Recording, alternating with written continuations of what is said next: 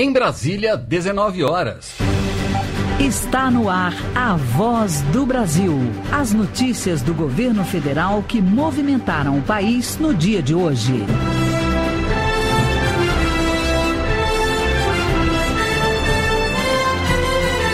Boa noite. Boa noite para você que nos acompanha em todo o país.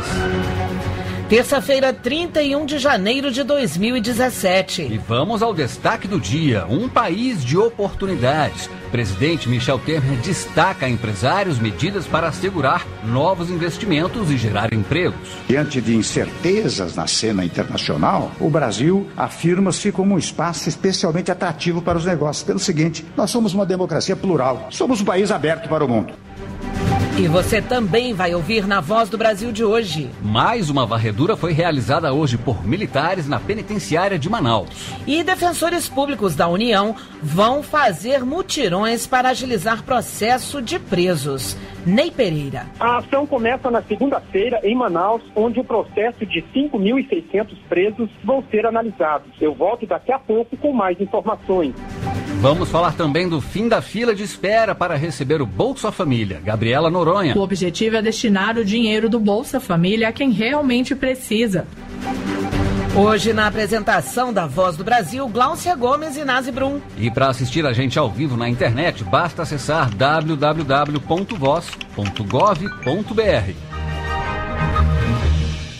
Um país que está retomando o crescimento econômico e que tem boas condições para investimentos. Essa foi a mensagem que o presidente Michel Temer passou a empresários em um evento realizado hoje em São Paulo. Temer afirmou que o país está se reerguendo e citou alguns fatos que comprovam esse momento, como o número histórico na produção de petróleo e gás natural da Petrobras, além do recorde previsto para a safra de grãos, que pode atingir 215 milhões de toneladas.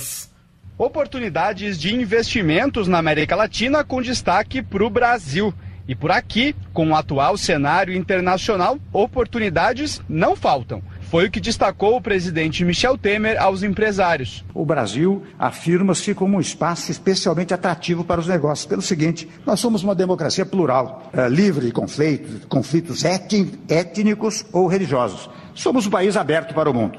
Aliás, o Brasil se formou exata e precisamente pela imigração, por aqueles que vieram ao Brasil das mais variadas raças, das mais variadas tendências e construíram o nosso país. O Brasil, portanto, o que temos hoje, senhores e senhoras, é um Brasil de oportunidades. E para atrair essas empresas, o governo vem trabalhando em medidas para dar mais segurança jurídica. Segundo Michel Temer, a agenda da produtividade inclui a reforma trabalhista que pode ampliar os investimentos, dar garantias aos investidores e gerar empregos. Porque nisto ganha o povo brasileiro, ganham os trabalhadores e ganham os investidores, porque os investidores saberão que terão um pouco mais de segurança nas matérias que acordarem com os trabalhadores. Além da reforma trabalhista, o governo também já enviou ao Congresso uma proposta de reforma da Previdência para garantir o pagamento das aposentadorias no futuro.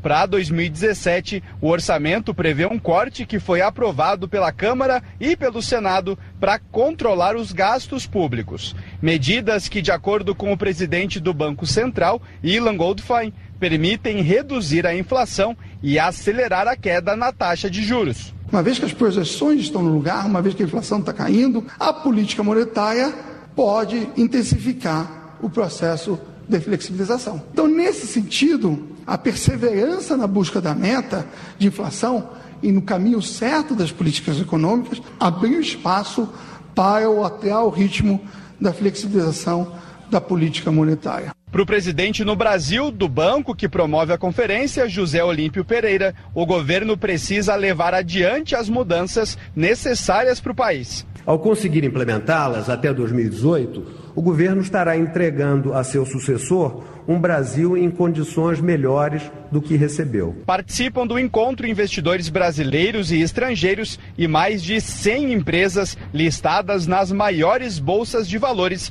da América Latina. Reportagem Leonardo Meira. E por falar em investimentos de países da América Latina, o governo também atua para ampliar negócios com a Argentina. Hoje, durante a terceira reunião da Comissão Bilateral de Produção e Comércio, os dois países assumiram um compromisso para melhorar os fluxos de negócios. Os países fazem parceria para mapear a eficiência do comércio bilateral e reduzir prazos e custos. Para isso, terão investimento de $250 mil do Banco Interamericano de Desenvolvimento. A terceira reunião da Comissão Bilateral reuniu as delegações brasileira e argentina nos últimos 2 dias. O secretário de Comércio Exterior do MIDIC, Abrão Neto, explica a importância estratégica da Argentina para o Brasil. Foram tratados sobre facilitação de comércio, desburocratizar o comércio bilateral, reduzir custos e aumentar competitividade em ambos os países. Os dois países também querem fortalecer o Mercosul e estreitar o diálogo do bloco com a União Europeia, a Associação Europeia de Livre Comércio, EFTA, Japão, Canadá e países da Bacia do Pacífico. A próxima reunião da comissão acontece em abril deste ano em Buenos Aires. Reportagem Natália Kozlik. Como a gente já ouviu hoje do presidente Michel Temer, fazer a economia voltar a crescer e gerar empregos é a meta do governo. Para discutir como empresários, trabalhadores e especialistas em diversos setores estão reunidos em Brasília para darem contribuições, conselhos. Eles fazem parte do Conselho de Desenvolvimento Econômico Social, mais conhecido como Conselhão. É um espaço de diálogo entre a sociedade e o governo. As reuniões de trabalho seguem até amanhã. É a primeira rodada de reuniões dos grupos de trabalho do Conselhão, desde que ele foi reativado pelo presidente Michel Temer em novembro do ano passado. O ministro da Casa Civil, Eliseu Padilha, participou da abertura das reuniões. Em entrevista exclusiva à Voz do Brasil, destacou o papel de assessoria do Conselho e disse que o foco do governo é retomar a geração de empregos no país. Neste momento, o que mais o Brasil precisa é gerar empregos. Então, levei para a consideração dos membros do Conselho que eles vão trazer sugestões com vistas a nós vencermos a nossa grande problemática conjuntural, que é a geração de empregos. A informação que se tem é que parou já a queda, quer dizer, o desemprego está começando a ceder, mas nós temos que não só cuidar do desemprego, mas também do emprego. São 5 grupos de trabalho para o primeiro semestre deste ano: agronegócio, educação básica, ambiente de negócios, produtividade, competitividade e desburocratização e modernização do Estado. Os conselheiros estão elaborando uma lista com recomendações para cada uma dessas 5 áreas.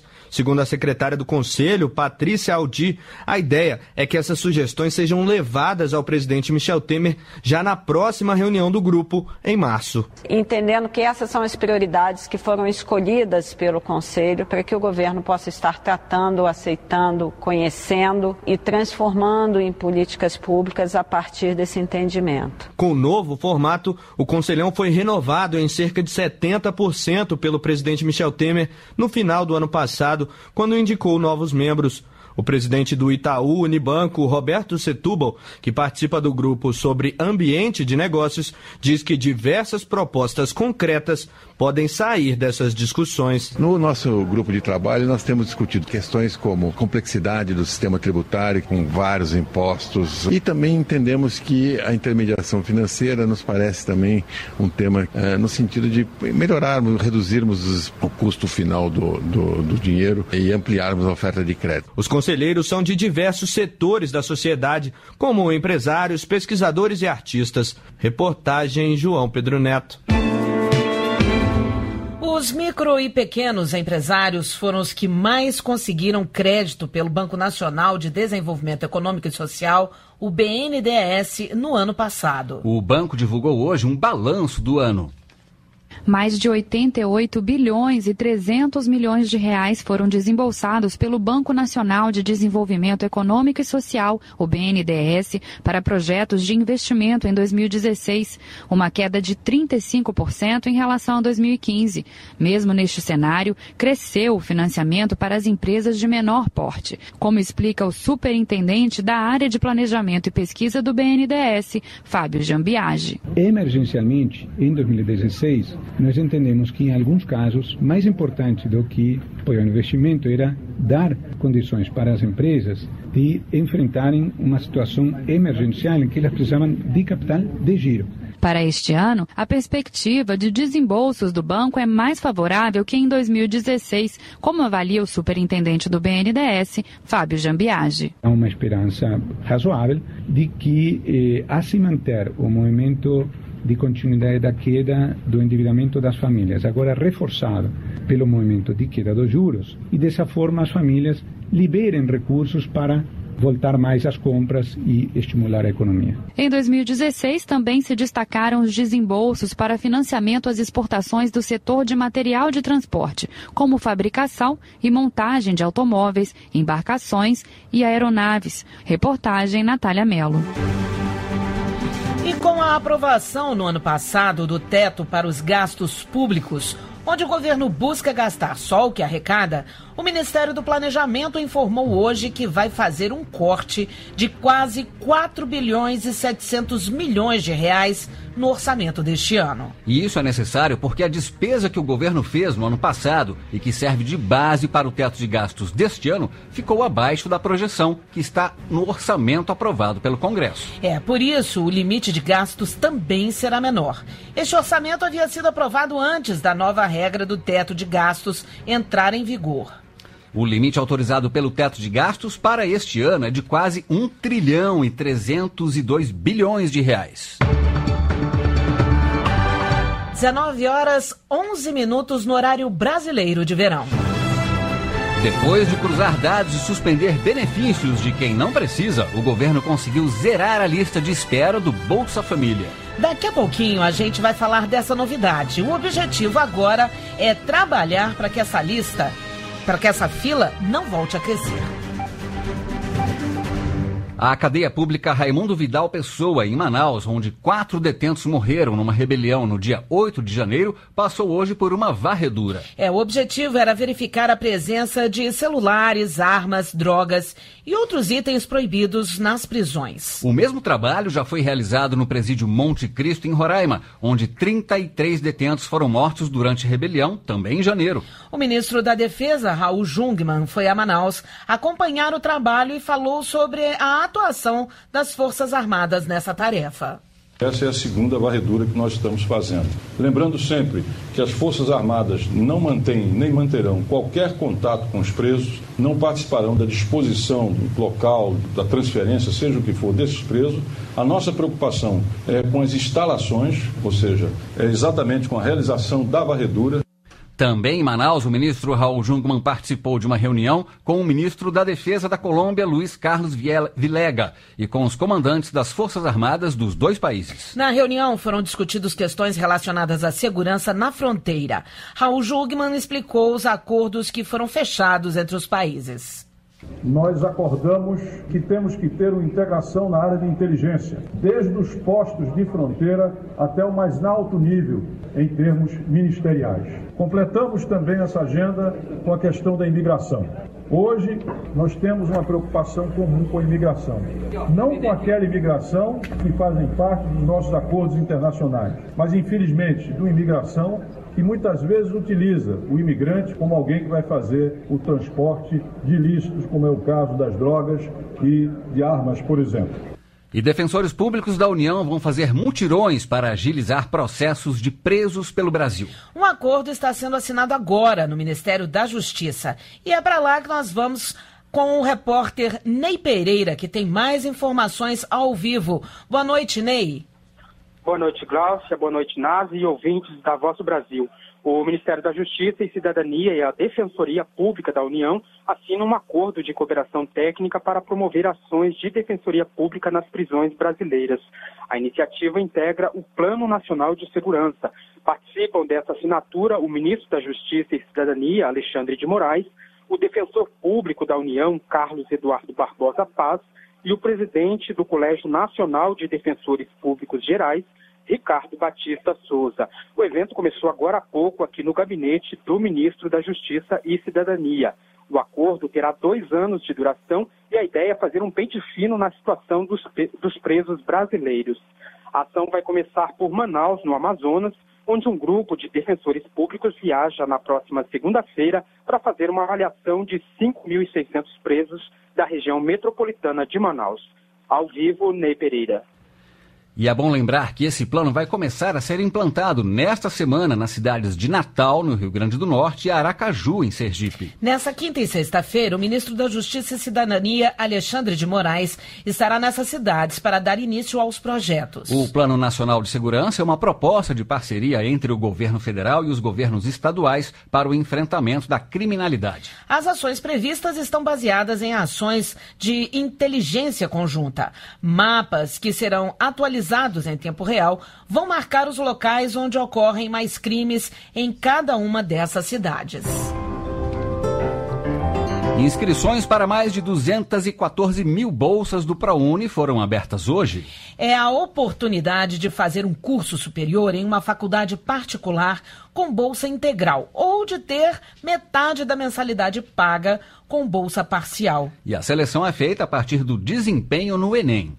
Para ajudar estudantes como a Anne Beatriz de Lima Oliveira, de 17 anos, com dificuldade em pagar uma universidade particular, estão abertas as inscrições para mais de 214 mil bolsas para faculdades particulares do ProUni, o programa Universidade para Todos. Então, assim, vai ser a chance para quem não tem as condições de pagar e não conseguiu vaga no SISU. Pode participar do ProUni o estudante que ainda não tem diploma de curso superior e fez, no mínimo, 450 pontos no Enem e comprovar a renda familiar de até 1,5 salário mínimo para a bolsa integral e de até 3 salários mínimos para a parcial. Também podem participar pessoas com deficiência e professores da rede pública. E assim, o sonho da Anne Oliveira de se tornar fisioterapeuta está mais vivo do que nunca. Para poder ajudar as pessoas. E como que você descobriu que você amava essa profissão? Quando eu precisei dela. Aí eu fui atrás, fui saber tudo, como funcionava, para estudar e para se formar. As inscrições vão até 3 de fevereiro na página do programa na internet. O endereço é site prouni.mec.gov.br. Reportagem, Jéssica do Amaral.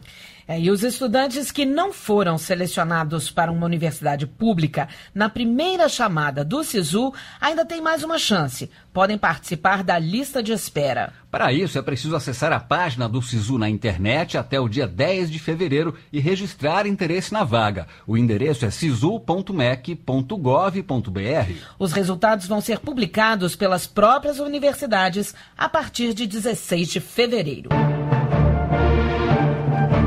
Pela primeira vez desde que foi lançado, o governo conseguiu zerar a fila de quem precisa do Bolsa Família. Mas isso só foi possível depois de cortar benefícios de gente que não necessitava da ajuda e, mesmo assim, recebia os recursos.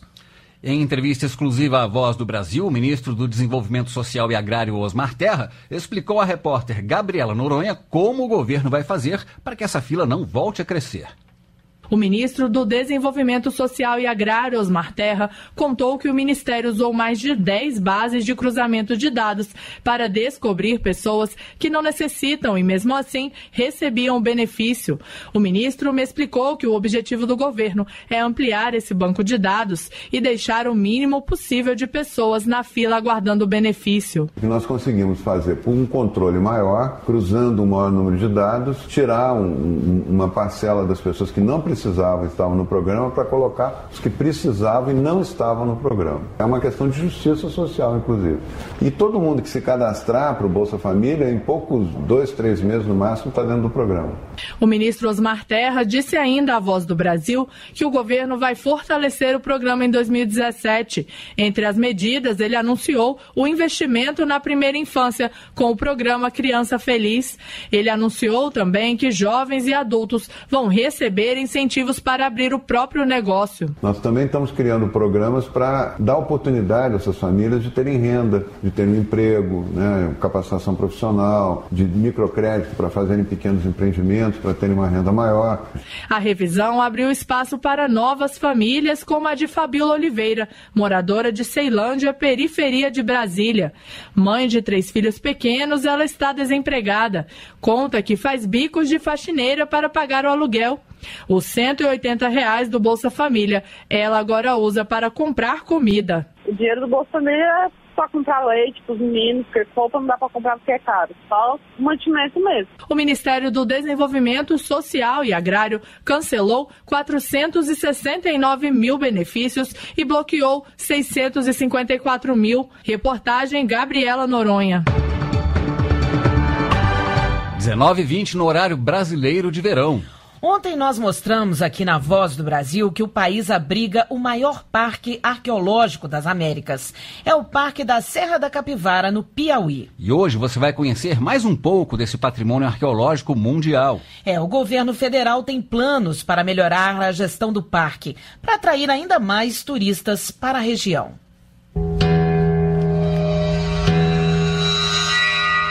Considerado patrimônio mundial pela Unesco, o Parque Nacional da Serra da Capivara é um santuário natural e arqueológico no meio da Caatinga.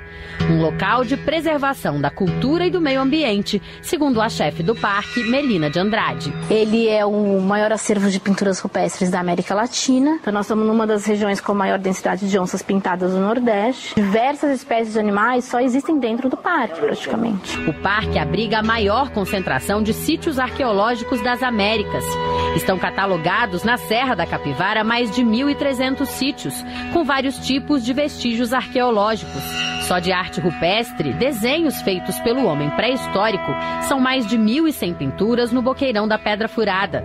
Guias turísticos como Eliette Silva, credenciados pelo Instituto Chico Mendes de Conservação da Biodiversidade, o ICMBio, contam aos visitantes as histórias sobre o descobrimento dos vestígios e as pesquisas realizadas. Na Serra da Capivara, o público maior são excursões de estudantes, né? E depois, período de férias, a gente recebe muitas famílias, né? Então, turismo na região, o turista que aparece aqui, cada um vem com seu interesse e aí a gente monta o roteiro conforme o perfil de cada visitante, na realidade. Segundo a legislação brasileira, a proteção dos parques nacionais é competência do ICMBio. No Parque Nacional da Serra da Capivara, o Instituto conta historicamente com a parceria da Fundação Museu do Homem Americano, a Fundan, e do Instituto do Patrimônio Histórico e Artístico Nacional, o IFAM. Agora a gestão vai ser compartilhada. Esses e outros órgãos, como o Ministério da Cultura, passarão a ser oficialmente administradores. O ministro Roberto Freire explica que o objetivo é melhorar os meios de conservação e divulgação desse patrimônio. Você vai ter uma gestão que tem todos esses órgãos responsáveis pelo Parque da Capivara aqui presentes e sabendo das necessidades e atuando para enfrentá-las. Isso é um espetáculo que, evidentemente, não pode ficar restrito aos que aqui moram. E isso precisa de toda uma infraestrutura. Além do ICMBio, da Fundan, do IFAM e do Ministério da Cultura, vão compor a gestão do Parque Nacional da Serra da Capivara, o Ministério do Meio Ambiente, o Instituto Brasileiro de Museus, IBRAM, o Banco Nacional do Desenvolvimento, BNDES, e o Governo do Estado do Piauí. De São Raimundo Nonato, no Piauí, Thaísa Dias.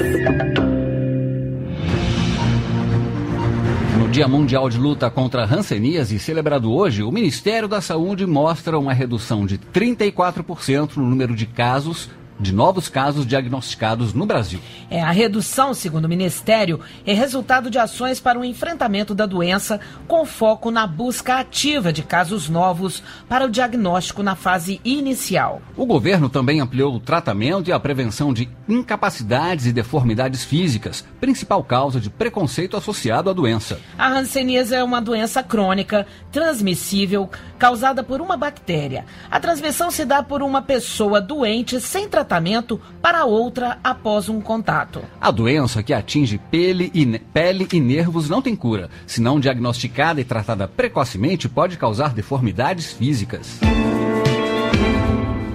Passa a ser obrigatório aos municípios brasileiros com mais de 2.000 imóveis fazer um levantamento de infestação por Aedes aegypti. Até agora, esse levantamento era feito a partir da adesão voluntária de cada cidade. A medida pretende reforçar as ações de prevenção e controle do mosquito. As informações coletadas mostram os lugares em que as larvas foram encontradas e, assim, é possível priorizar as medidas mais adequadas para o controle do Aedes aegypti no município. E essas foram as notícias do governo federal. Uma realização da Secretaria de Comunicação Social da Presidência da República. Com produção da empresa Brasil de Comunicação. Fique agora com as notícias do Poder Judiciário e do Congresso Nacional. Boa noite. Boa noite para você e até amanhã.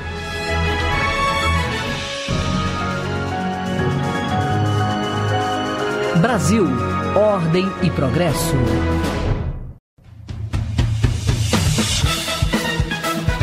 Você vai ouvir agora notícias do Poder Judiciário. Presidente do Supremo Tribunal Federal debate assuntos municipais com frente de prefeitos. A agência de turismo deve indenizar consumidores por não informar sobre necessidade de visto em viagem internacional. Vítima de fraude em aposentadoria deve ser indenizada pelo banco. Agora em Brasília, 7h25. Boa noite, eu sou Uliana Gomes. E eu sou o Arthur Filho. A presidente do Supremo Tribunal Federal, ministra Carmen Lúcia, se reuniu hoje com a Frente Nacional dos Prefeitos para debater temas municipais. A ministra se comprometeu a dar celeridade possível para a resolução de ações que interfiram no dia a dia das prefeituras brasileiras. Lucas Scherer. A presidente do Supremo Tribunal Federal ouviu as reivindicações dos prefeitos. Entre os principais pontos da lista apresentada pela Frente Nacional dos Prefeitos estão as ações judiciais de pacientes pedindo que o executivo arque com tratamentos não previstos no Sistema Único de Saúde. Outra questão levantada pelos gestores municipais foi o pagamento dos precatórios, que são as dívidas dos governos relativas à perda de ações na Justiça. Um cálculo do Conselho Nacional de Justiça apontou que a dívida de estados e municípios com precatórios giraria em torno dos 94 bilhões de reais. Ao final do encontro, a ministra Carmen Lúcia afirmou que enviará à Frente Nacional dos Prefeitos um relatório sobre os cerca de 11 mil processos relativos aos municípios em análise no Supremo Tribunal Federal para auxiliar os gestores. Vai até amanhã, dia 1º de fevereiro, o prazo para inscrições em audiência pública no Supremo Tribunal Federal. A audiência vai tratar de dispositivos do Marco Civil da Internet e a possibilidade de bloqueio do aplicativo WhatsApp por decisão judicial. Especialistas interessados em participar da audiência como expositores podem obter mais informações para inscrição no site do STF, www.stf.jus.br. Agência de turismo que não informou sobre necessidade de visto terá de indenizar 2 consumidores em São Paulo. A decisão é da 3ª turma do Superior Tribunal de Justiça, Fátima Uchoa. Os consumidores não sabiam que precisavam de visto em uma conexão ao voltarem de viagem dos Estados Unidos para o Brasil. O voo fez conexão no Canadá. Por isso, os turistas adquiriram emergencialmente 2 passagens de retorno ao Brasil em outra companhia aérea. O Tribunal de Justiça paulista negou as reparações, mas com base no Código de Defesa do Consumidor, os ministros do STJ entenderam que ficou caracterizada a falha no serviço da empresa. O relator ministro Paulo de Tarso Sanseverino ressaltou que as informações devem ser prestadas de forma clara e precisa aos clientes. Por isso, eles vão receber R$10 mil cada um por danos morais, além de $4 mil por danos materiais. Vítima de fraude em aposentadoria deve receber R$12 mil de indenização de banco. A aposentada teve descontos indevidos no benefício previdenciário. Johnny Luna. A mulher contou que foi surpreendida ao saber de diversos empréstimos contratados em nome dela. Ela alegou que o banco teria realizado os contratos sem autorização. A aposentada também contou que é analfabeta e não recebeu nenhum dinheiro pelos empréstimos. A Justiça do Ceará acatou os argumentos e condenou o Banco Mercantil a pagar indenização e ainda restituir em dobro os valores descontados. Seguradora deve indenizar taxista após deixá-lo 5 meses sem o veículo. A Justiça do Distrito Federal fixou o valor total da indenização em R$31 mil. Ricardo Viula. O motorista disse que ficou sem trabalhar durante o período e ainda teve o nome inscrito em cadastros de inadimplentes por não conseguir pagar as contas. Já a seguradora alegou que o reparo foi difícil e que uma cláusula no contrato não previa qualquer indenização. Mas os julgadores entenderam que isso não segue os princípios da lei e condenou a empresa a indenizar o motorista pelo transtorno que passou ao ficar sem o carro por 5 meses. Cliente deve ser indenizada em R$10 mil por ter tido alergia com perfume. Para a Justiça de São Paulo, a empresa de cosméticos deve ser responsabilizada. Emily Almeida. A mulher alegou que teve reação alérgica grave com um perfume, como irritações e queimadura de 2º grau. A juíza que cuidou do caso entendeu que os laudos médicos e periciais comprovaram a relação entre o dano sofrido pela cliente e o uso do produto oferecido pela empresa. Por isso, a mulher deve ser indenizada. Você acompanha outras notícias do Poder Judiciário em 104,7 FM para o Distrito Federal em torno e também pela internet. Acesse www.radiojustiça.jus.br e siga pelo Twitter. twitter.com/radiojustiça. Uma boa noite. Boa noite a você. Notícias do Poder Judiciário, uma produção da Rádio Justiça, Supremo Tribunal Federal.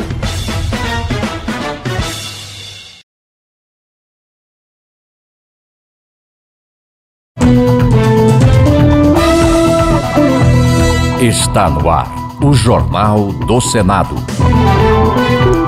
Novo presidente do Senado será eleito amanhã à tarde. Também serão definidos demais integrantes da mesa do Senado. Proposta pode impor limite a descontos em multas aplicadas aos planos de saúde que lesarem consumidores.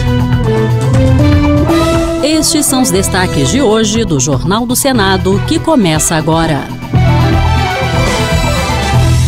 Boa noite. Boa noite. Uma proposta em análise na Comissão de Assuntos Sociais pode acabar com as multas brandas para os planos de saúde que cometerem irregularidades contra os consumidores. A Agência Nacional de Saúde Suplementar é responsável pela definição das multas, que podem ter desconto de até 80%, mas o projeto deve limitar esse índice a 20%. A reportagem é de Ana Beatriz Santos. O autor do projeto é o senador Aloísio Nunes Ferreira, do PSDB de São Paulo.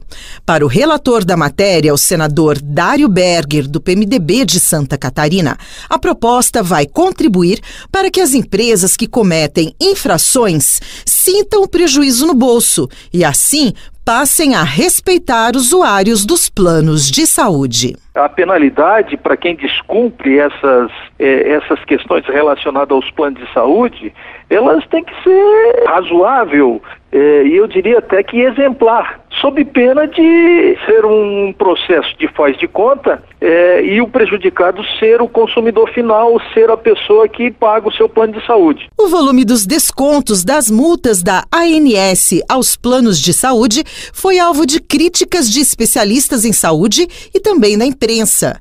Entre as irregularidades mais comuns dos planos de saúde estão os reajustes abusivos na faixa de 56 ou 59 anos e a dificuldade de agendar consultas médicas, exames e outros procedimentos obrigatórios. O projeto de lei está pronto para ser votado na Comissão de Assuntos Sociais. Caso seja aprovado, ele deve seguir direto para a Câmara dos Deputados. E o senador Regufe, do Distrito Federal, defendeu o projeto dele que estende aos planos de saúde coletivos ou empresariais, com até 100 associados, as mesmas garantias previstas para os beneficiários de planos individuais. Os planos individuais têm regras mais rígidas quanto às rescisões contratuais e aos reajustes, o que protege os associados de abusos das operadoras. Por isso, o Regufe quer assegurar esses mecanismos para quem contrata um plano coletivo ou empresarial. É importante o Poder Legislativo legislar sobre isso, coibir abusos, tratar essa questão com a atenção que ela merece. Porque os planos simplesmente não vendem mais planos individuais, obrigando os consumidores a terem que adquirir planos coletivos. Fica criando subterfúgios para ludibriar a boa-fé do pobre do consumidor que muitas vezes não tem informação. O senador Acer Gurgás, do PDT de Rondônia, elogiou a medida provisória editada pelo governo que regulariza a ocupação de terras no campo e nas cidades, inclusive na Amazônia Legal. Para ele, essa iniciativa pode estimular a economia e aumentar a renda da população, especialmente das pessoas que vivem na zona rural, que sem o título da terra não investem e não têm acesso ao crédito e aos programas de incentivo do governo. Acer Gurgás lembrou que a regularização também ajuda o governo a arrecadar mais dinheiro. Pois a regularização fundiária faz com que o agricultor tenha que pagar pela sua área. A regularização não é gratuita, ela é paga e isso provoca também uma receita direta para a União e indireta promove e provoca um aumento da produção agrícola e também um aumento da renda dessas famílias. A medida provisória de regularização fundiária deve ser analisada por uma comissão mista formada por senadores e deputados federais após o fim do recesso parlamentar. Se aprovada por essa comissão, a matéria será votada separadamente pelos plenários da Câmara dos Deputados e do Senado Federal. A porcentagem de biodiesel na mistura com óleo diesel vai subir a partir de março, com um mínimo obrigatório de 8%. Mas essa proporção pode aumentar até 2019 se testes em motores validarem a elevação do teor mínimo para 15%. Repórter Roberto Fragoso. A partir daí, caso os testes sejam bem-sucedidos, o Conselho Nacional de Política Energética poderá fixar o teor mínimo obrigatório em 15%, sem necessidade de uma nova lei. A iniciativa é vista de forma positiva pelo senador Fernando Bezerra Coelho, do PSB de Pernambuco, que é relator da Comissão Mista sobre Mudanças Climáticas. Como vantagens do biodiesel, ele cita o fato da fonte ser renovável, óleos vegetais ou gorduras animais, o que reduz o impacto ambiental gerado com a exploração de petróleo e mesmo com a emissão de gases poluentes durante o uso. Uma economia sem carbono, ou quase sem carbono, ou com menos carbono. E é evidente que isso vai mexer com os argumentos para o desenvolvimento dos novos negócios, para que os próprios mecanismos de mercado possam ajudar a vencer esse desafio. O biodiesel também tem como vantagem promover o desenvolvimento regional e gerar empregos, já que as usinas que produzem o combustível são espalhadas por várias regiões do país. O preço pode ser um incentivo para o consumidor final, já que a Petrobras acaba de anunciar uma redução do valor do diesel nas refinarias de 5,1%, superior à queda do preço da gasolina de 1,4%. A expectativa é que nas bombas o litro do diesel fique cerca de 8 centavos mais barato e que a gasolina baixe 2 centavos por litro.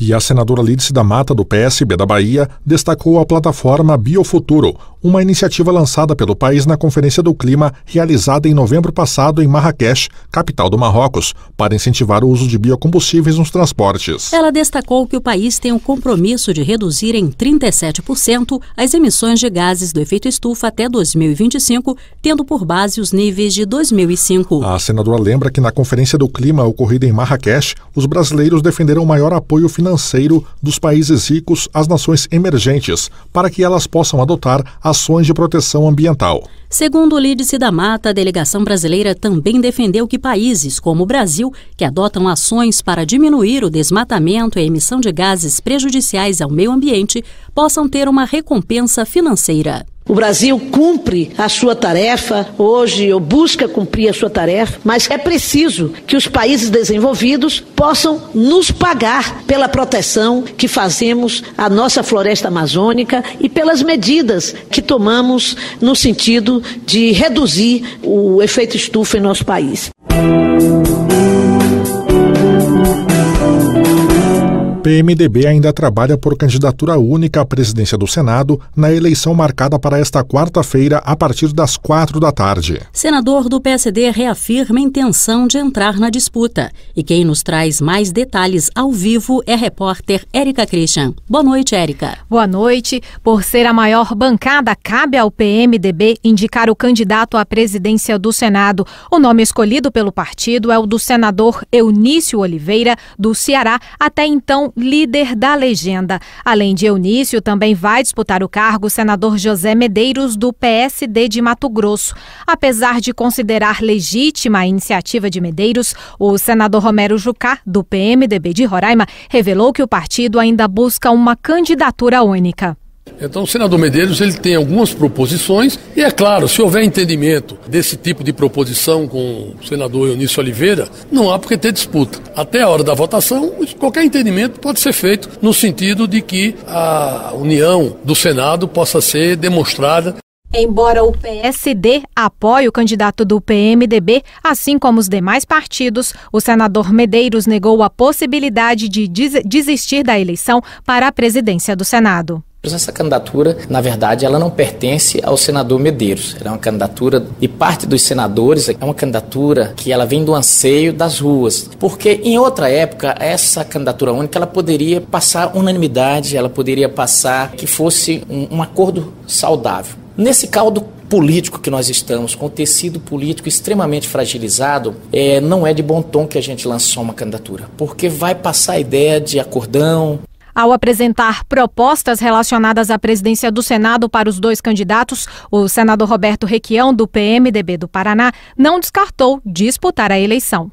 Se aceitarem, tudo bem. Se não aceitarem, nós vamos lançar uma candidatura alternativa sem nenhuma possibilidade de ganhar a eleição, porque a eleição será fisiologicamente definida por quem recebe favores e apoio do governo federal. Nas duas últimas eleições para a presidência do Senado, o senador Renan Calheiros, do PMDB de Alagoas, venceu os ex-senadores Pedro Tax, do PDT de Mato Grosso, e Luiz Henrique, do PMDB de Santa Catarina, que disputaram na condição de candidatos avulsos. Érica Christian, ao vivo para o Jornal do Senado.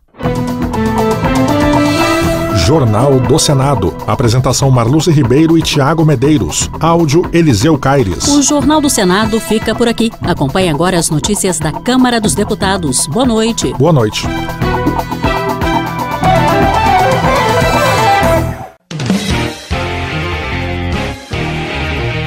Jornal Câmara dos Deputados. Júlio Delgado, do PSB, lança candidatura à presidência da Câmara. Deputados sugerem políticas públicas para melhorar o agronegócio. Parlamentares discordam sobre o efeito do limite de gastos pela União. Boa noite. A emenda que estabelece um teto de gastos públicos pelos próximos 20 anos foi promulgada no fim do ano passado. Patrus Ananias, do PT de Minas Gerais, argumenta que a nova legislação não poderia ter sido aprovada, pois, segundo ele, além de ser inconstitucional, vai contra os direitos da população. Nós consideramos que a PEC traduz exatamente os objetivos desse desgoverno que está hoje à frente dos destinos nacionais. A PEC do desmonte. Ela desmonta gravemente a Constituição, desmonta o Estado democrático de direito, porque além de ferir cláusula pétrea da nossa Constituição, ela fere princípios e diretrizes constitucionais. A PEC congela o país por 20 anos. Outras ações do governo criticadas por Patrus Ananias foram a autorização para empresas privadas participarem da exploração da camada pré-sal e a proposta de reforma do ensino médio, que, segundo o deputado, elimina matérias que estimulam a reflexão e o pensamento. Na opinião de Magda Mofato, do PR de Goiás, quem critica o texto da emenda que limita os gastos da União à inflação do ano anterior, revela falta de conhecimento sobre a matéria. Para a congressista, a medida tem o objetivo de equilibrar as contas públicas sem prejudicar os direitos básicos dos cidadãos. Todos nós temos absoluta consciência da necessidade de recursos para saúde, educação. Eles não entenderam que não é ter um teto de investimento, é ter a base mínima do investimento. A partir dessa base, e é errôneo chamar a PEC do teto, que só pode gastar até tanto, não é isso. O limite, o início do limite para aumento é esse. Até aquele limite, continua tendo a obrigatoriedade de investir nesses segmentos. A parlamentar afirma que a emenda representa um sacrifício que a população tem de fazer por conta de desmandos do passado que levaram a desvios de recursos e, consequentemente, a crise atual. Magda Mofato pede que os cidadãos confiem que o governo Temer fará o Brasil voltar a crescer.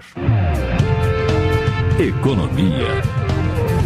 Está em análise na Câmara projeto que altera os critérios de correção do valor depositado no FGTS. Autor da matéria, Laércio Oliveira, do Solidariedade de Sergipe, explica por que resolveu elaborar a proposta. O fundo de garantia, a correção é 3% ao ano, e mais a correção por um indexador. O indexador que corrige o fundo de garantia, há vários meses, tem sido zero. Ou seja, o seu recurso depositado no fundo de garantia, todos os anos, só é corrigido em 3%. Ou seja, existe uma deflação dos seus recursos, porque com a inflação alta do jeito que está, aquele valor que está guardado na sua conta, ele vai se deteriorando com o passar do tempo se não existir uma ação que corrija esses recursos, pelo menos com base na inflação. Ao lembrar que a inflação em 2016 fechou em mais de 6%, Laércio Oliveira explica que o objetivo da proposta é garantir aos empregados o repasse sem perdas do valor depositado. A proposta está pronta para ser votada no plenário da Casa. Áureo do Solidariedade do Rio de Janeiro considera abusiva a cobrança de 15 aluguéis em um ano, ao invés de 12, praticada pelos shoppings brasileiros. Relator de projeto que propõe mudanças na regra, o congressista acredita que a crise atual agrava ainda mais a situação dos comerciantes. Você frequenta um shopping e vê a quantidade de lojas fechadas nos shopping centers brasileiros. Então, conversando com os lojistas, conversando com as associações, com o CDL, apresentamos um projeto para que o shopping center não possa cobrar até 15 aluguéis por ano, como vem acontecendo. Você imagine que o ano tem 12 meses e um shopping cobra 15 aluguéis de um lojista. Quando chega no Natal, que ele vai faturar um pouquinho a mais, ele paga dobrado. Quando chega no Dia das Mães, ele paga dobrado o aluguel. Isso encarece o preço do produto na prateleira, porque o lojista tem que repassar para o consumidor e está matando muitos lojistas no país. Áureo afirma que quem mais emprega no Brasil atualmente é o pequeno empresário. Ele defende a cobrança de 12 aluguéis, como acontece em contratos residenciais ou de lojas, fora de shoppings. O objetivo principal, segundo o deputado, é garantir os empregos gerados por esse tipo de comércio em meio à crise atual. Desenvolvimento Regional. Franklin Lima, do PP de Minas Gerais, avalia que a irresponsabilidade dos gestores municipais é um dos grandes motivos para a falta de desenvolvimento no interior do país. Segundo o deputado, em muitos casos, os recursos existem, mas falta vontade política para fazer melhorias. E lá eu constatei que, por exemplo, o município de Uberlândia tem 42 milhões que o governo federal enviou para lá e está perdendo esse recurso porque simplesmente não executou a obra ou porque falhou. Betim tem algo na esfera de 23 milhões que não foi executado. João Pinheiro são 1.200.000 reais que, por negligência, não aconteceu. Pato de Minas, 850 mil. Veja a necessidade que o povo tem. O governo, de certa forma, cedeu, mas a negligência impediu que esses recursos chegassem à população. Franklin Lima informa que se reuniu com representantes do governo federal para pedir que os municípios mineiros não sejam prejudicados, perdendo os recursos. De acordo com o deputado, ainda é possível contar com a aplicação do dinheiro. Agricultura.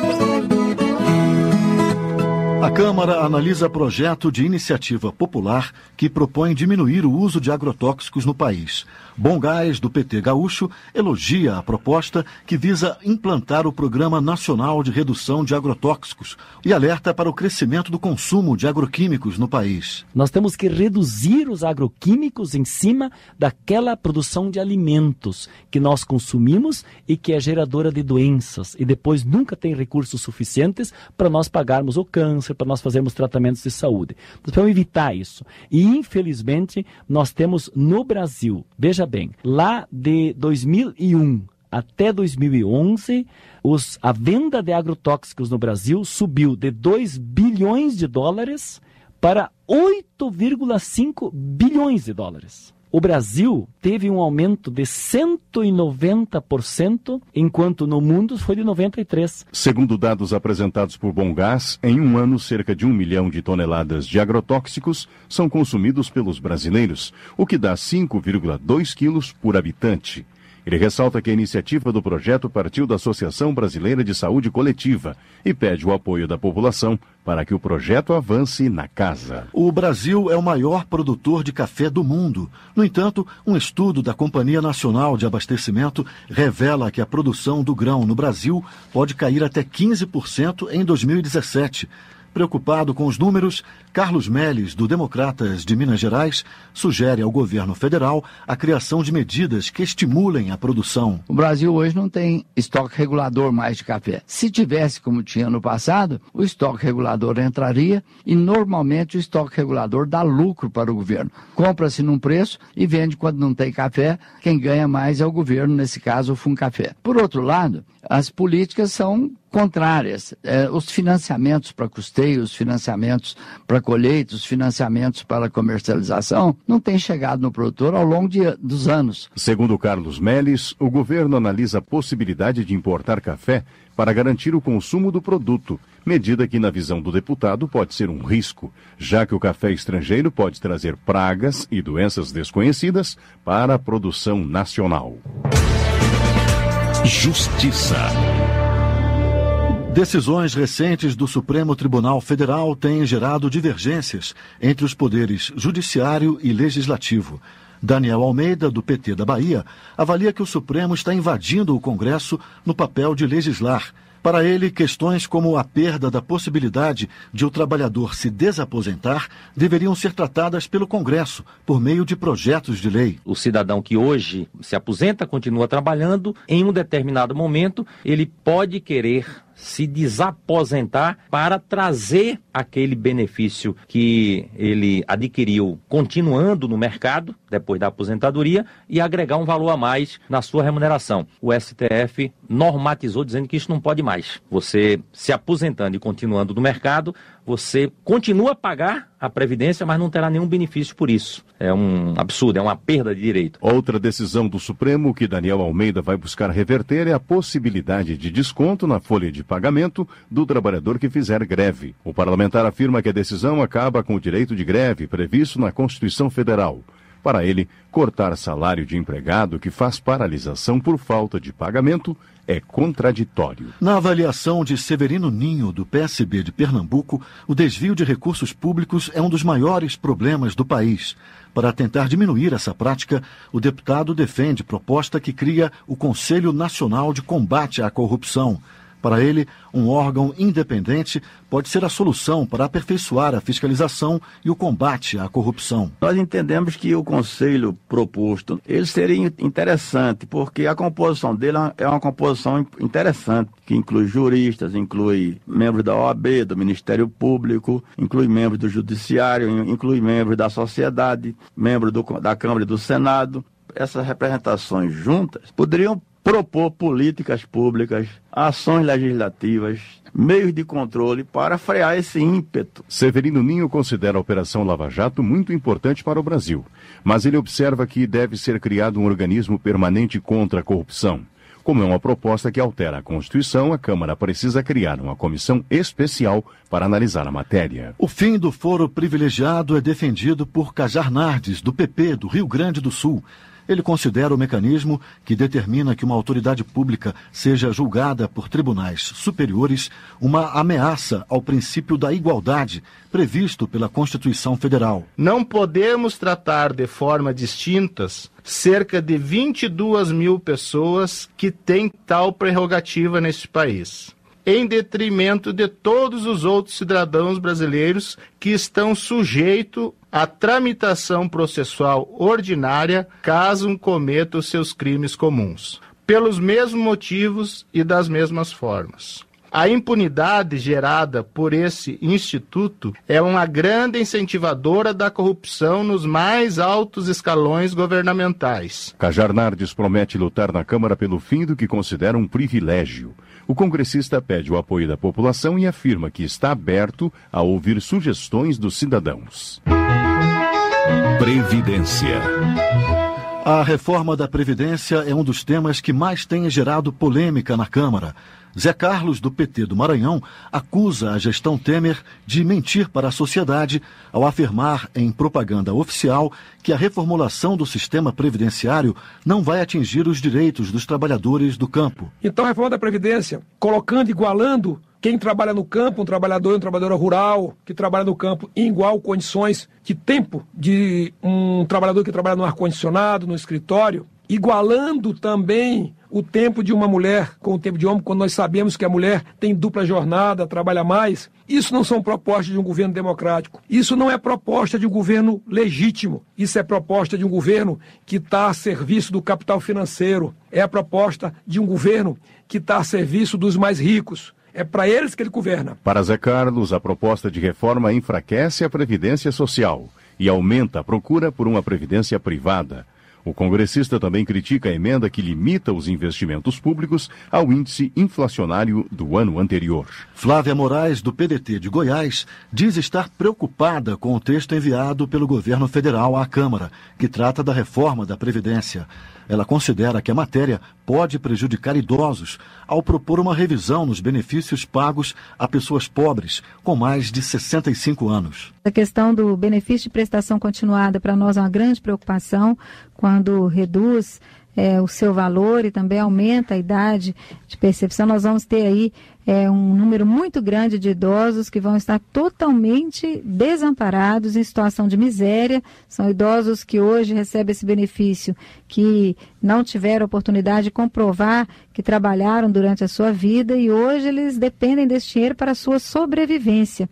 Então, nós estaríamos aí instalando uma situação de miséria absoluta para um grupo muito grande de pessoas idosas e que já estavam aí contando e prontas para estar recebendo esse benefício. Outro ponto questionado por Flávia Moraes diz respeito às regras de transição pautadas pela idade: 45 anos para mulheres e 50 para homens. A deputada considera injusta a medida e pede que seja levado em conta também o período de contribuição para que a transição seja mais suave, com menos perdas para o trabalhador. Na opinião de Mandetta, do Democratas de Mato Grosso do Sul, a proposta de reforma da Previdência enviada pelo governo Temer ao Congresso deve ser muito discutida na comissão que analisará o mérito do texto. Para ele, é preciso achar um meio-termo entre a proposta atual e as necessidades dos contribuintes. O texto que o governo mandou, ele é um ponto de partida para a discussão. Uma discussão que tem que ser pautada, primeiro, não pode haver alteração de regras já estabelecidas para quem estava na Previdência. Segundo, um ajuste de algo que vem em desequilíbrio há 30 anos, 40 anos, ele tem que ter um tempo também de reequilíbrio. Não adianta querer reequilibrá-la em 1 ano, em 2 anos, porque o ajuste fica muito intenso para uma geração. Ele tem que ser diluído no tempo. Como ela chegou, eu tenho certeza que ela vai passar por uma transformação aqui dentro da Câmara dos Deputados e do Senado, tentando achar um texto equilibrado e que seja melhor do que o texto mandado pelo governo. O deputado acredita que o debate no Congresso sobre o tema será rico e lembra que a proposta passará ainda pelo plenário da Câmara e Senado, podendo retornar à Câmara caso seja alterado pelos senadores. Mandetta ressalta que a Previdência é um patrimônio de toda a sociedade e que a discussão não pode ser partidária. Saúde. Está em discussão na Câmara projeto que obriga a divulgação das listas de espera para cirurgias e exames do SUS. Autora da matéria, Giovânia de Sá, do PSDB catarinense, ressalta que muitos pacientes chegam a esperar vários anos por um procedimento simples. Para ela, a publicação dessas listas pode aperfeiçoar o ritmo dos atendimentos. E eu acredito que esse projeto, de uma forma muito simples, ele trata que tenhamos transparência na fila, em cada fila de espera, que as pessoas lá na ponta, ao entrarem com a sua requisição, do seu exame de saúde, da sua consulta, elas possam ver qual a sua colocação, para um acompanhamento, para a transparência. Isso é um programa que é desenvolvido de forma muito simples, o Ministério da Saúde pode desenvolver, trazendo isso transparente tanto no site e quanto lá nas unidades de saúde. Giovânia de Sá acredita que a divulgação da lista vai impedir que pacientes apadrinhados por políticos, por exemplo, possam furar a fila de espera. A proposta está em análise na Comissão de Seguridade Social e Família. Presidência. Quarto candidato a lançar oficialmente sua candidatura à presidência da Câmara, Júlio Delgado, do PSB mineiro, afirma que, se eleito, vai buscar uma maior independência do Executivo Federal. Quem traz a reportagem é a Rádio Câmara. Acompanhe. O deputado Júlio Delgado, do PSB de Minas, se lançou candidato para disputar a presidência da Câmara, em eleição que será disputada nesta quinta-feira. Em seu 5º mandato na Câmara, Júlio Delgado também foi candidato nas 2 últimas eleições, obtendo mais de 100 votos em cada uma. Se eleito, diz que vai trabalhar para a maior independência do Legislativo em relação ao Palácio do Planalto. A Câmara, nesse momento, precisa de alguém que olhe para ela, para casa, para resgatar um pouquinho o abismo existente entre a sociedade, para a gente não deixar que seja construído um outro muro para com a sociedade, para que a gente possa ter legitimidade de olhar para frente, olhar para as posturas que vêm para casa, para as reformas que têm que ser discutidas com o governo, mas tem que ser discutidas com a sociedade também. Júlio Delgado fez questão de ressaltar que é candidato avulso, uma vez que seu partido declarou apoio ao atual presidente, Rodrigo Maia, caso ele seja candidato. Da Rádio Câmara de Brasília, Marcelo Larcher. Últimas notícias. No início desta noite, o presidente da Câmara, Rodrigo Maia, do Democratas do Rio de Janeiro, informou que também estará na disputa pela presidência da Casa. Maia deverá oficializar sua candidatura amanhã. Acompanhe a reportagem. O presidente da Câmara, Rodrigo Maia, confirmou nesta terça-feira que é candidato à reeleição ao cargo. Maia participou da reunião da bancada do PMDB e, ao sair do encontro, declarou que tinha interesse em pleitear novamente a presidência da casa. Rodrigo Maia afirmou ainda que pretende buscar o apoio de todos os partidos que compõem a base e da oposição. Ele defendeu a reforma do regimento da Câmara para se adequar ao número atual de partidos e que as votações sejam feitas durante o horário normal de trabalho, até às 8 horas. Eu acho que o processo político é um processo de construção e tem que ser natural. Então o processo de construção é que gera o fortalecimento de uma candidatura e a certeza que, independente do resultado, nós estamos no caminho certo, no caminho da defesa da instituição, de ter o apoio de partidos da base e parte da oposição, para que, saindo vencedor, nós possamos continuar fazendo o trabalho na linha que eu venho fazendo, eu junto com todos os deputados e deputadas, que é a construção de um ambiente de harmonia, de diálogo, com a certeza que a pauta que o Brasil precisa, através de muito diálogo, é claro, porque são matérias que virão que são muito polêmicas, nós precisamos que a Câmara seja uma Câmara reformista. A eleição para a mesa diretora da Câmara está marcada para esta quinta-feira. A votação é secreta e realizada em cabines eletrônicas. Da Rádio Câmara de Brasília, Luiz Gustavo Xavier. Termina aqui o Jornal Câmara dos Deputados. Para você, uma boa noite. Uma boa noite a todos e até amanhã. Voz do Brasil. De segunda a sexta, às 19 horas. Boa noite.